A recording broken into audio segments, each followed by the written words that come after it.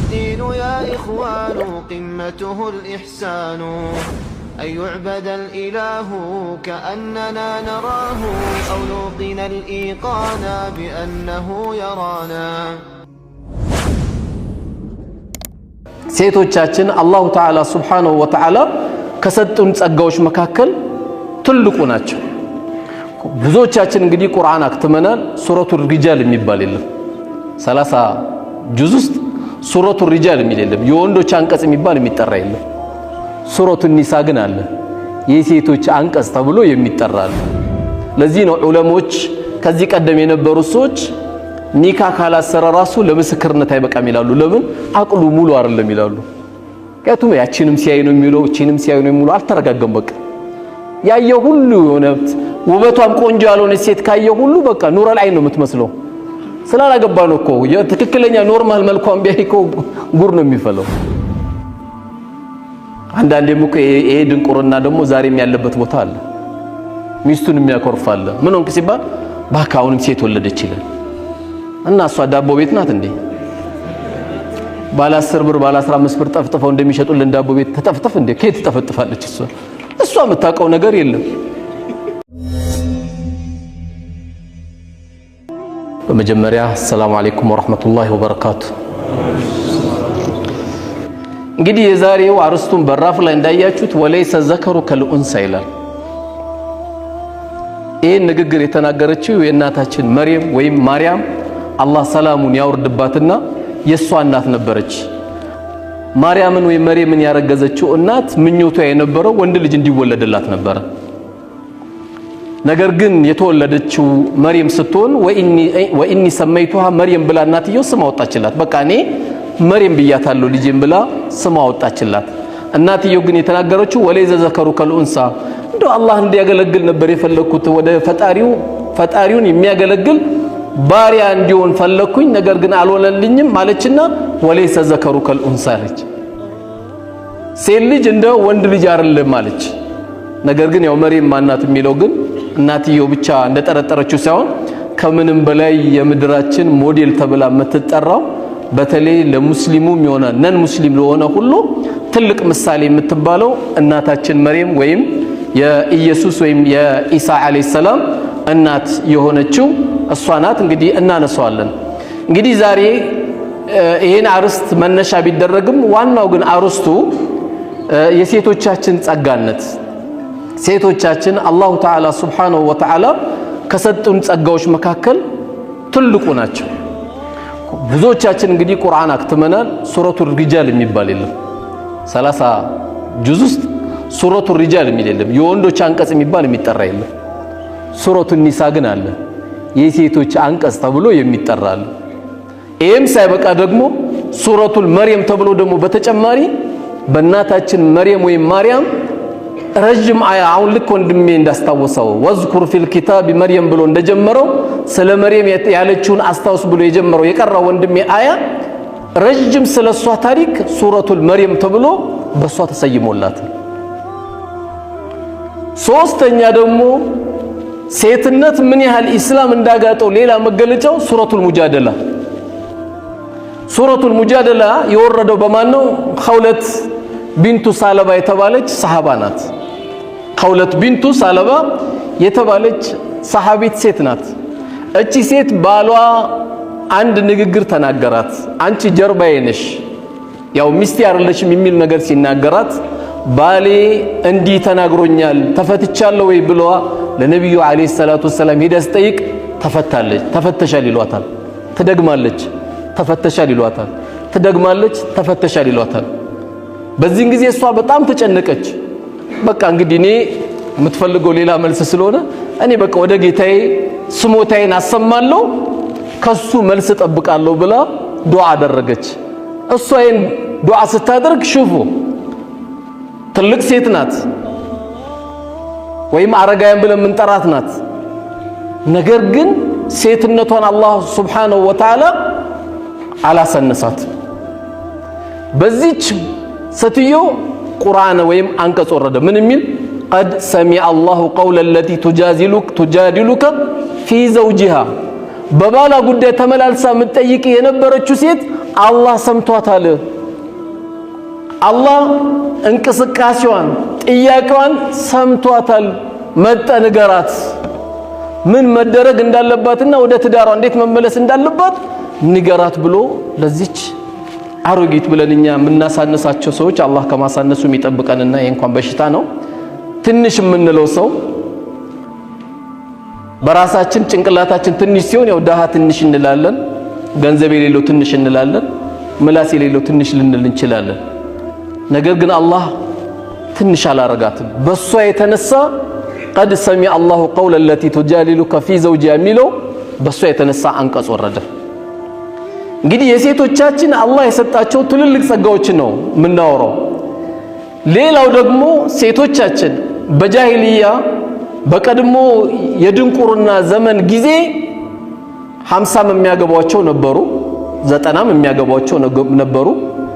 ሴቶቻችን አላህ ከሰጣቸው እንደ ወንዱ ደግሞ ከሰጣቸው ትልቁ መገለጫ ደግሞ ሌላው ምንድነው ከተባለ ሁነ ሊባሱን ለኩም ወአንቱም ሊባሱን ለሁን፣ እናንተ የነሱ ልብሶች ናችሁ እነሱ የናንተም ልብሶች ናቸው አለ። ይሄ ምን ማለት ነው? ላጤ ማለት ልብስም ቢለብስም ራቁቱን የሚኖረው ማለት ነው። አላህ ሰብር ይስጣችሁ። እንግዲህ ምክንያቱም የቤት ልብስ ምን ለብሶ አለ ስንተኛ፣ ከዚህ በተቃራኒ ደግሞ ስንንቀሳቀስ ምን ለብሳቸው አለ። አንድ ሰው ሙሉ የሚያደርገው እንኳን የአኺራ ጉዳይ አይደለም። ፍርድ ቤት ወንጀል የሰራ ሰው እኮ ማቅለያ የሚደረግለት ባለትዳር ነው አይደለም። ባለትዳር ከተባለ አንድ ነገር ይቀልልሃል። ለዛ ብላችሁ ነይታችሁ እንዳታገቡ እንጂ በብዙ ሂደት ልጅ ያለው የለውም በማህበረሰቡ የሚቀንስል ነገሮች አሉ። ለዚህ ነው ዑለሞች ከዚህ ቀደም የነበሩ ሰዎች ኒካ ካላሰረ ራሱ ለምስክርነት አይበቃም ይላሉ። ለምን? አቅሉ ሙሉ አይደለም ይላሉ። ያቱም ያቺንም ሲያይ ነው የሚለው እቺንም ሲያይ ነው የሚለው አልተረጋገም። በቃ ያየው ሁሉ የሆነ ውበቷም ቆንጆ ያልሆነ ሴት ካየው ሁሉ በቃ ኑረል አይን ነው የምትመስለው። ስላላገባ ነው እኮ የትክክለኛ ኖርማል መልኳም ቢያይኮ ጉር ነው የሚፈለው። ዑለሞቹ ግን ይሄን ያህል አቅሉ ሙሉ ስላልሆነ ካላገባ ለምስክርነት እንደሚቸገርና ትክክለኛው ላይመልስ ይችላሉ ብሎ ለምስክርነት እንኳን ይከለክሉት ነበር። ሴቶቻችን ሌላ አላህ Subhanahu Wa Ta'ala ከሰጣቸው ትልቁ ጸጋ ደግሞ ምንድነው? ወንዶች መልካም ነገር በሚሰሩበት አጅር ሴቶችም ያገኛሉ። من عمل صالحا من ذكر أو أنثى وهو مؤمن فلنحيينه حياة طيبة መልካም የሰራ ወንድ መልካም የሰራ ሴት አላህ መልካም የሆነ ኑሮ በዱንያ ላይ እናኖራቸዋለን። ወለነጅዚየነሁም አህሰኑ ማ ካኑ ያዕመሉን በሰሩት መልካም ስራ ደግሞ ነገው መልቂያማ ምን እናረጋቸዋለን? እንመነዳቸዋለን ይላሉ። ወንዶች የሰሩት መልካም ስራ ሴቶችም ያገኙታል። እንግዲህ ኢስላም ከምንም በላይ ከሰጣት ደግሞ ሌላ ትልቁ ነገር ያው ሁሎቻችን በዚህ ጋር ያለነው ድንገት 1000 ሴቶች ሊያዳምጡ ይችላሉ። አሁን ውስጥ 10 ሴቶችም ሊያዳምጡ ይችላሉ። ደስ የሚለው ግን እዚህ ውስጥ ያለው ሁሉ ከሴት ጋር ነው የሚኖረው፣ ወይ ከናቱ ወይ ከሚስቱ ወይ ከእህቱ ነው የሚኖረው። ሁላችንም ከነሱ ጋር ስለምንገናኝ ይሄ ትልቁ ወሳኝ ነገር ነው። ሌላው ሴት ልጅ በእስላም እንኳን ልትወርስ ይቀርና ትላንትና እንኳን ልትወርስ ይቀርና ሰውናት ሰው አይደለችም ነበር የተባለችው። በድንቁርናው ዘመን እዚህ ደረጃ ነበር የሚያደርሷት። የፈለገ ሰው በፈለገው ሰዓት ግንኙነት ያደርጋት ነበረ። ነገር ግን ኢስላም ከሰጣት ደግሞ ትልቁ ጸጋ ሴት ልጅ የአባቷን ውርስ እንድትወርስ ፈቀደላት። የአባቷን ውርስ እንድትወርስ ከሰጣት ጸጋ አንዱ ኢስላም ይሄንን ነው። ትላንት የደንቆሮ ዘመን ጊዜ ደግሞ በጣም የሚገርማችሁ ትላንት ያጨለማ ዘመን ጊዜ ደግሞ በጣም የሚያሳዝነው አንድ አባት ወኢዛ ቡሽረ አሐዱሁም ቢልኡንሳ እንኳን ደስ አለ ማሻአላህ ኮንግራ ብለናል ባለቤት እኮ ሴት ልጅ ወለደችለት ሲባል ዘለ ወጅሁ ሙስወደን ፊቱ ጭምድድ ኩምትር ይል ነበር። ለምን? ሴት ልጅ ስለተወለደለት። አንዳንዴም እኮ ይሄ ድንቁርና ደግሞ ዛሬም ያለበት ቦታ አለ። ሚስቱን የሚያኮርፋለ ምን ሆንክ ሲባል ባካውንም ሴት ወለደች ይላል። እና እሷ ዳቦ ቤት ናት እንዴ? ባለ 10 ብር ባለ 15 ብር ጠፍጥፈው እንደሚሸጡልን ዳቦ ቤት ተጠፍጥፍ እንዴ? ከየት ትጠፈጥፋለች እሷ የምታውቀው ነገር የለም። እንደው የሰው ልጅ እኮ ጥጋቡ በጣም ይገርማል። አንዳንዱ ሴት በዛብኝ ይላል፣ አንዳንዱ ወንድ በዛብኝ ይላል፣ አንዳንዱ ደግሞ አዳር ያለቅሳል። ያ ረቢ አንድ ልጅ ከከለከልከኝ 10 ዓመት ሆነ ብሎ ደግሞ የሚያለቅሳል። አንድ ልጅን ፈልጎ ደግሞ ታይላንድ ድረስ ግብጽ ድረስ ህንድ ድረስ ደግሞ የሚሄዳል አንድ ልጅ አጥቶ። ጥጋባችን ለዚህ ነው እኮ አላህ ወለው በሰጠላሁ ሪዝቀን ሊኢባዲሂ ለበገዋል። የሰው ልጅ እንደው ርዝቄን ባዘንብለት አለ ጥጋቡ አይቻልም ማለት ጥጋቡ አይቻልም ማለት በቃ ደሃን ሁሉ ይረግጥ ነበር። ደሃን ሁሉ በመኪና ነው የሚገጨው። እዚህ ደሃ አልፈልግም እዚህ ሰፈር ደሃ በዛ ይልሃል። አላህ ቢያዘንብለት አትችለውም። ኢላ መን ረሒመ ረቢ አላህ ያዘነለት ወንድሜ ካልሆነ በስተቀር አላህ ያዘነለት እህቴ ካልሆነች በስተቀር ርዝቁን አላህ ሲያዘንብለት የሰው ልጅ አይቻልም። ለዚህ ነው እኮ አላህ ያዘብን እኮ ቢሰጠን ስለማንችል። ለምን ከአላህ የበለጠ እውነተኛ ተናጋሪ ስለሌለ። ትላንት ይሄ ነገር ሲነገረው ሁለት ነገር ነው የሚያስበው። ባለቤቴ ሴት ወለደች፣ ሁለት ነገር ያስባል። አንደኛ ልቅበራት ወይስ ልደብቃት? ምን ብዬ ነው እኔ ሴት ልጅ ተወለደልኝ ተብሎ መንደር ላይ የሚወራልኝ ይላል። አላህ ምን አለ? አላ ሳአ ማ ያሕኩሙን። ምን አይነት ፍርድ ነው የሚፈርዱት አለ። ምን አይነት ውሳኔ ነው የሚወስኑት? ሴት ልጅን አላህ ሰጥቶት ሴት የሌለበት ቤት ቤት ነው እንዴ? እንደው እውነታው ስንይ ሴት የሌለበት ቤት ቤት ነው ወይ? ወጡ ኬት ይጣፍጣል? ቤቱ ለመግባት መቼ ይስብሃል? ይሄን አክል ደረጃዋን አሳንሷት ነበረ። ግን ማሰብ ብቻም ሳይሆን ይተገብሩ ነበረ። ወይ ገሏታል ወይ ደብቋት ነበረ።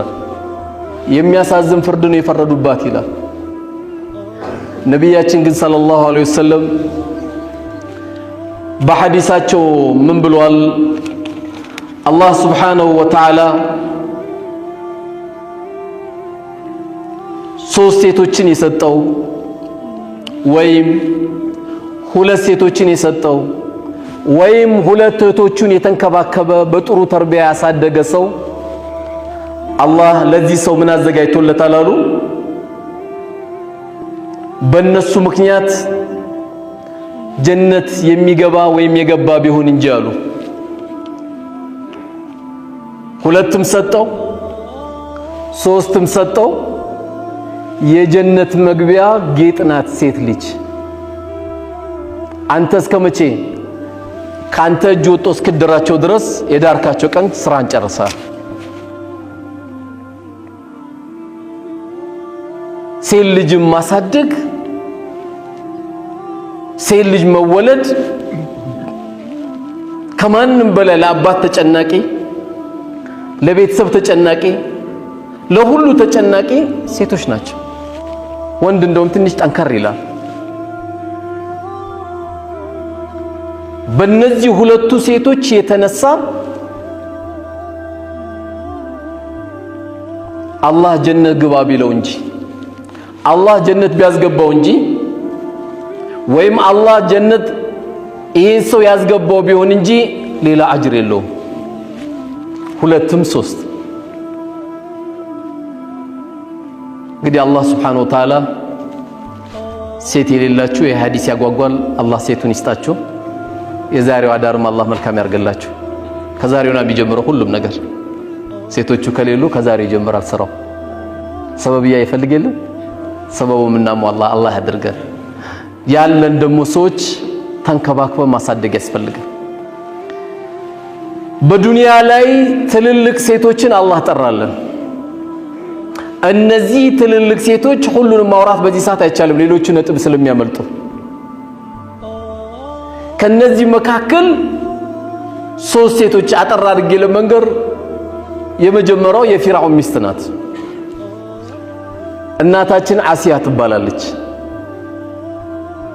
ትዳሩን ገባችበት፣ አመነችበት። የባሏ አምባገነን ግን ጀነት እንደማያገኝ አወቀች። የቤተ መንግስት ኑሮ አልጣማት። የአባይ ውሃ በግቢዋ ላይ መዞሩ አልጣማት። ግሪን የሆኑ አስገራሚ አታክልቶች ግቢዋ ላይ መኖሩ አልጣማት። አስገራሚ ወታደሮች መኖራቱ አልጣማትም። ይቅርብኝ ከእንደዚህ አይነት ባላለች። ለምን? ታርጌቱ ጀነት ስለሆነ ሙእሚን። እቺ ሴት በጣም ጌቷን የምትፈራ ስለነበረች ከዚህ ከቤተ መንግስት ህይወት ሳይሆን የመረጠችው ምንድነው? ረቢ ብሊኒ ኢንደከ ቤተን ፊል ጀና ያለች። ጌታዬ ወይ አንተ ዘንድ ቤት ስራልኝ ያለች። ወነጂኒ ሚን ፊርዓውን ወዐመሊሂ እንዴ ያቀፈ የምተኛው ባሌ ከሱ ተንኮልም ጠብቀኝ ነው ያለች።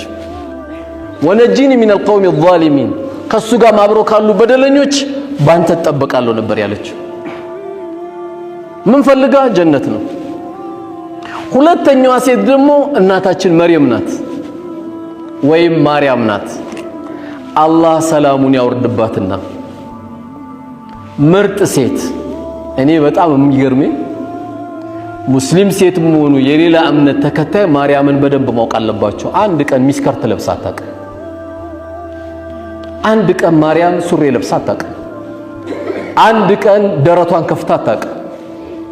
ስትናገር አሁን ሲቀራ ከሰማችሁ ወለም የምሰስኒ በሸር ነው ያለችው።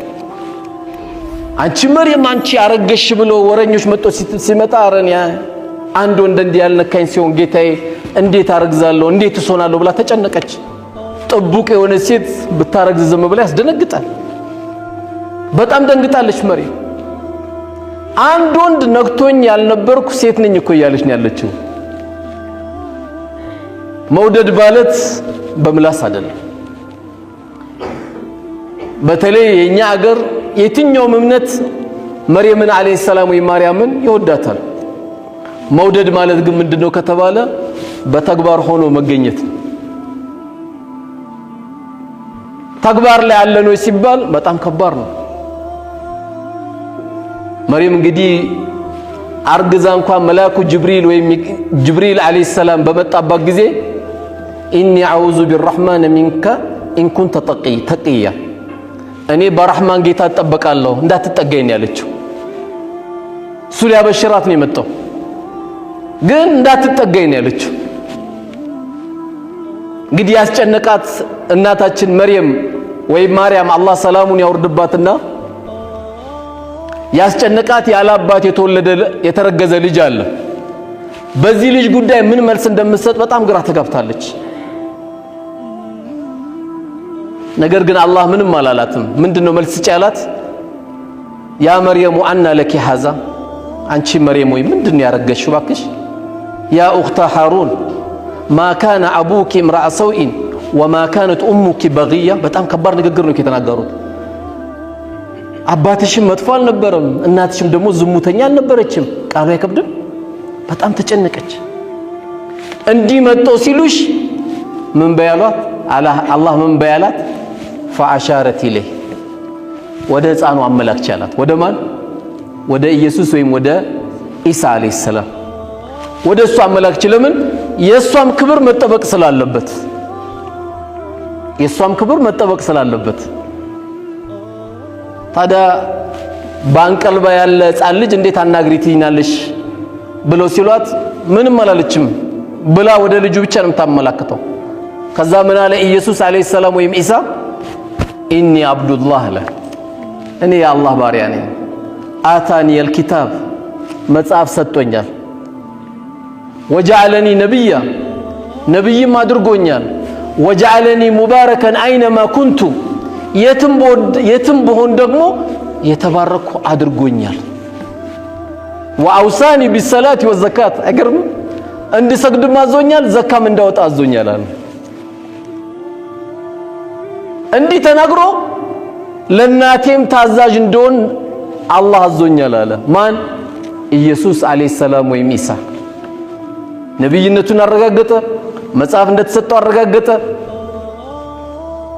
ቤቱም ቦታ የተባረከ እንደሆነ አረጋገጠ፣ ሰላት መስገድ እንዳለበት አረጋገጠ፣ ዘካ ማውጣት እንዳለበት አረጋገጠ። ይህን ንግግር ኢሳ አለይሂ ሰላም ተናገረ፣ በልጅነቱ ተናገረ። ማን ከወሬ ዳነ?